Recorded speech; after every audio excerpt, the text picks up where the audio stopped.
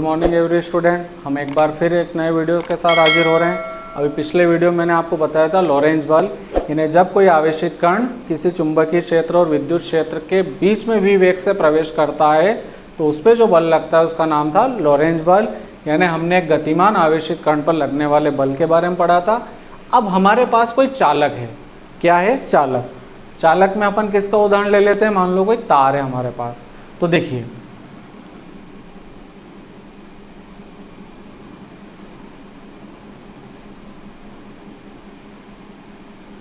मान लो कोई ये बेलनाकार तार है, ठीक है, जिसमें अपन धारा क्या प्रवाहित कर रहे हैं? आई। ये धारा हो गई इसमें आई, ये धारा की दिशा, और इसको हमने कहाँ रख दिया है? चुंबकीय क्षेत्र में। ठीक है।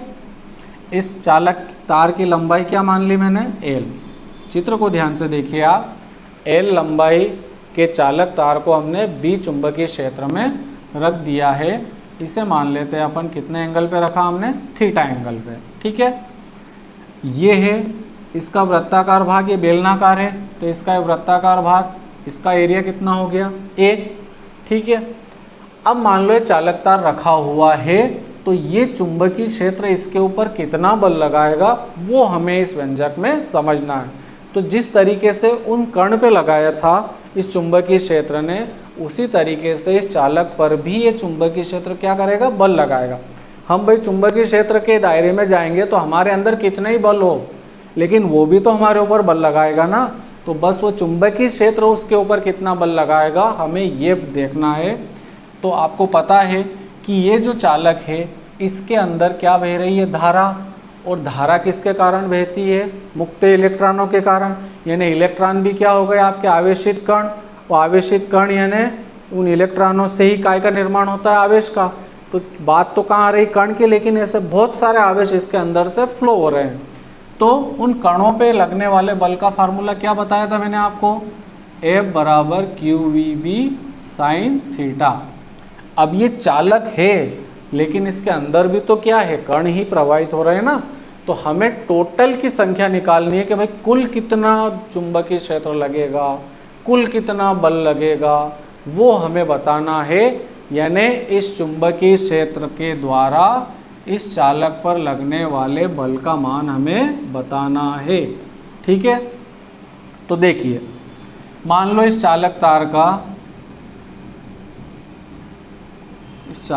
का आयतन कितना मान लिया हमने? तो देखिए आयतन क्या होता है? ये तार बेलनाकार है तो आयतन मतलब ये A और इस L का क्या हो जाएगा यहाँ पे? गुणा। तो ये आयतन हो गया इसका AL। ठीक है। अब कोई आपसे पूछे कि इसके एकांक आयतन में आवेश वाहकों की संख्या कितनी है? तो देखिए इस चालक तार के एकांक आयतन में आवेश वाहकों की संख्या कितनी है? आवेश वाहक मतलब इलेक्ट्रॉन। तो आवेश वाहक कितने हो गए इसमें? N। तो पूरे चालक तार में कितने हो जाएंगे? तो इस N का गुणा किस में कर देंगे? इस चालक तार के आयतन में। भाई एकांक आयतन में N है तो पूरे में कितने रहेंगे? NaL। सीधी सी बात, यदि एक पेन का मूल्य 10 रुपये है तो 10 पेन का मूल्य क्या हो गया? 100 रुपये। एक पेन का मूल्य 5 रुपये है तो 20 पेन का मूल्य कितना हो गया? 100 रुपये। सीधी सी बात है। यदि हमें 50 वस्तुओं का मूल्य पूछा जाए तो हम पहले उनसे पूछते हैं कि भाई एक का रेट कितना है। तो यदि एक का रेट ज्ञात हो तो हम इसे 50, 100 कितने का भी ज्ञात कर सकते हैं। तो एकांक आयतन में आवेश वाहक N है तो पूरे चालक तार के आयतन में कितने हो जाएंगे? तो N का गुणा किससे करेंगे हम? AL से। तो क्या लिखना है आपको? चालक तार में आवेश कितने हो गए आपके? N और ये AL। ठीक है। अब एक आवेश जो रहता है यानी इलेक्ट्रॉन का जो आवेश है उसको हम कैसे शो करते हैं? E से। तो यदि आपसे अब टोटल आपको क्या निकालना है यहाँ पे? आवेश। तो आवेश कैसे निकालोगे? आवेश आ जाएगा आपका, आवेश मतलब Q। तो Q बराबर NaL। ठीक। और एक इलेक्ट्रॉन, अब आवेश वाहक कौन है? इलेक्ट्रॉन। इलेक्ट्रॉन का खुद का आवेश क्या मानते हैं हम? E। एक इलेक्ट्रॉन का। कितने इलेक्ट्रॉन का? एक। आपसे कोई पूछे कि इलेक्ट्रॉन का आवेश कितना है, तो इलेक्ट्रॉन का आवेश क्या हो गया? ई। तो टोटल इलेक्ट्रॉन का आवेश कितना हो जाएगा? तो टोटल इलेक्ट्रॉन मतलब आपके ये Nl, टोटल का आवेश कितना हो जाएगा? तो एक इलेक्ट्रॉन के आवेश का इससे क्या कर देंगे? गुणा। तो ये हो जाएगा आपका NaL, ये हो गया। अब ये क्या, इसका गुणा इससे करा तो ये क्या हो गया? E। तो ये NaLe, ठीक है। तो आ गई आपके पास आवेश की संख्या। अब देखिए ये Q का मान यहाँ रखिए, तो F बराबर Q की जगह क्या आ गया? NaLe, ठीक है। अब ये क्या है? V। तो आपको मैंने यूनिट 2 में बताया था कि किसी चालक तार में जब मुक्त इलेक्ट्रॉन गुजरते हैं तो वो एक औसत वेग से गुजरते हैं। उस औसत वेग को क्या नाम दिया था हमने? उस औसत वेग को बोला था हमने अनुगमन वेग। कौन सा वेग? अनुगमन वेग, जिसे बोलते हैं हम ड्रिफ्ट वेलोसिटी। अब ड्रिफ्ट वेलोसिटी है इसलिए इसको शो करते हैं हम Vd से। Vd means D for drift और V फॉर वेलोसिटी। तो हम इस V के स्थान पे क्या लिख सकते हैं? Vd। अब देखिए B, तो B चुंबकीय क्षेत्र आपका यही है, साइन थीटा। अब ये थीटा किसके बीच का कोण है? किसके बीच का कोण बन रहा है? ये चालक, ठीक है। ये जो चालक है आपका, इसकी डायरेक्शन हो गई ये, और इस चालक का मतलब इस चालक का बी के साथ कितना एंगल है? थीटा। तो यहाँ पे क्या आएगा आपका? साइन थीटा, ठीक। अब देखिए हमने एक सूत्र पढ़ा था जब हम ओम के नियम की व्युत्पत्ति कर रहे थे, और वहाँ पे सूत्र यह था I बराबर NeAVD। देखिए NeAVD, इनकी जगह हम क्या लिख सकते हैं? धारा, यानी I। तो ये मान आप यहाँ रख दो। तो I बराबर क्या, सॉरी F बराबर क्या हो जाएगा? इनकी जगह क्या आ गया? I। किन की जगह? NeAVD। N मीन्स आवेश वाहकों की संख्या, A यानी उसका क्षेत्रफल, E यानी एक इलेक्ट्रॉन का आवेश, और Vd यानी उन इलेक्ट्रॉनों का औसत वेग मीन्स अनुगमन वेग। तो इनकी जगह आ गया I, उसके बाद क्या है आपका L, और उसके बाद क्या है B, और उसके बाद क्या आ गया आपका साइन थीटा। तो ये चालक पर लगने वाले बल का सूत्र होता है ILB साइन थीटा।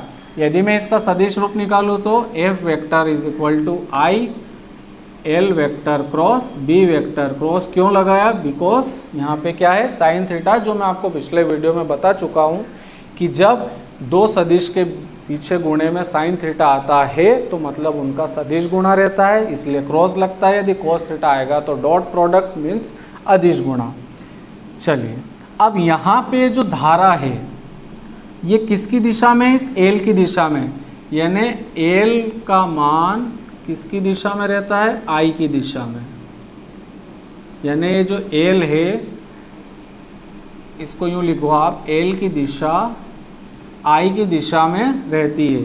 यानी ये जो चालक की लंबाई है इसी दिशा में धारा प्रवाहित होती है। क्या बोलना आपको? कि इस चालक की दिशा, चालक की लंबाई है, उस लंबाई की डायरेक्शन में ही इसमें बीच में से धारा प्रवाहित होती है, ठीक है। अब इसकी भी स्थिति देख लो आप। स्थिति फर्स्ट, मान लो ये है चुंबकीय क्षेत्र की डायरेक्शन, ठीक है। आपका चालक भी यहीं पे रखा हुआ है और इस चालक में जो धारा गुजर रही है उसकी डायरेक्शन भी यही है।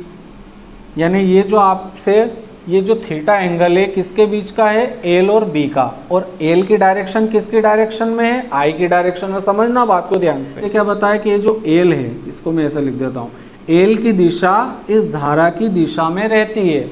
तो यहाँ पे इस धारा और चुंबकीय क्षेत्र के बीच का एंगल कितना है? 0। तो यहाँ पे क्या रखना है आपको? साइन थीटा की जगह 0। तो साइन 0 का मान कितना होता है?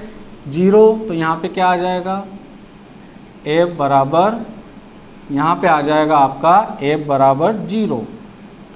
यानी जब चुंबकीय क्षेत्र की दिशा में ही चालक में धारा प्रवाहित होती है, मीन्स ये आपका चुंबकीय क्षेत्र और ये चालक में बहने वाली धारा की दिशा, यदि दोनों एक ही डायरेक्शन में रहते हैं तो इनके बीच का जो कोण है वो रहता है 0, और जब 0 रहता है तो इस चालक पर ये चुंबकीय क्षेत्र किसी भी प्रकार का बल नहीं लगाएगा। ये है आपकी स्थिति नंबर फर्स्ट। अब स्थिति सेकंड देखो आप, स्थिति फर्स्ट क्लियर हो गई, अब स्थिति सेकंड देख लो। ये है चुंबकीय क्षेत्र की डायरेक्शन और ये चालक आपका इस प्रकार से रखा हुआ है, ठीक। ये है इसकी धारा की डायरेक्शन, तो धारा और चुंबकीय क्षेत्र के बीच का कोण 90।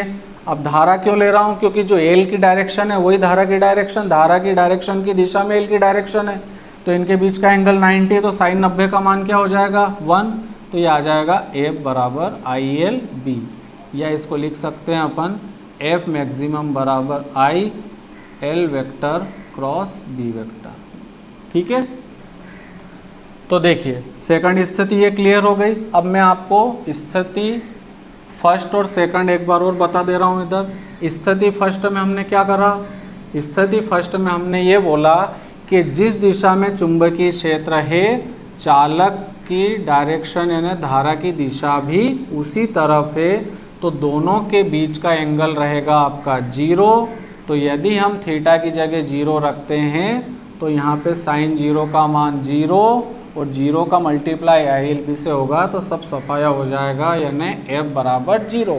यानी पहली स्थिति ये कहती है कि चालक में बहने वाली धारा की दिशा में ही चुंबकीय क्षेत्र हो, यानी जिस दिशा में चुंबकीय क्षेत्र हो उसी दिशा में धारा प्रवाहित हो रही हो, तो उनके बीच का एंगल रहेगा 0। तो अब आप सोच रहे हो कि एंगल कैसे, तो चालक की लंबाई, मैंने क्या लिखा कि लंबाई L की दिशा ही धारा की दिशा में रहेगी, तो L और B के बीच का एंगल कितना होगा 0। तो उस कंडीशन में ये चुंबकीय क्षेत्र चालक पे बल कितना लगाएगा 0। फिर अभी स्थिति सेकंड बताई मैंने आपको कि यदि ये चुंबकीय क्षेत्र और ये है आपका चालक, ये दोनों क्या हो, यानी ये चुंबकीय क्षेत्र में धारा की दिशा ही L की दिशा में, तो इन दोनों के बीच का एंगल कितना हो गया 90। तो यदि थीटा का मान 90 रखेंगे तो यहाँ पे साइन 90 का मान 1, यानी क्या आ जाएगा F बराबर ILB, ये अधिकतम मान आ गया। अब तीसरी एक और कंडीशन देख लो आप, स्थिति थर्ड। ये है चुंबकीय क्षेत्र की दिशा और ये हो गई आपकी धारा की दिशा, ठीक है, समझना बात को ध्यान से। तो चुंबकीय क्षेत्र की दिशा और धारा की दिशा दोनों एक ही लाइन में है, लेकिन दोनों क्या है अपोजिट। ये चुंबकीय क्षेत्र मान लो और ये धारा की डायरेक्शन मान लो, दोनों क्या हो गए अपोजिट है एक ही रेखा में, ठीक है। तो इनके बीच का एंगल कितना हो जाएगा, यहाँ पे देखेंगे हम तो इस तरीके से 180, और थीटा का मान 180 मतलब साइन 180 का मान 0, तो इस कंडीशन में भी बल क्या लगेगा 0। अब इन तीन स्थिति को देख के आप एक बात समझो कि यदि चुंबकीय क्षेत्र और धारा की दिशा, यानी ये चुंबकीय क्षेत्र और यही धारा की दिशा हो, यानी चालक ऐसा रखा हुआ, तब भी बल क्या लगेगा 0। यदि ये चुंबकीय क्षेत्र की दिशा और चालक भी ऐसे ही रखा हुआ है समांतर, लेकिन धारा इस दिशा में बह रही है, तब भी बल क्या लगेगा 0। लेकिन यदि चुंबकीय क्षेत्र ऐसा है और चालक बिल्कुल ऐसा है, यानी यहाँ पे आपको थोड़ा सा दिख रहा होगा,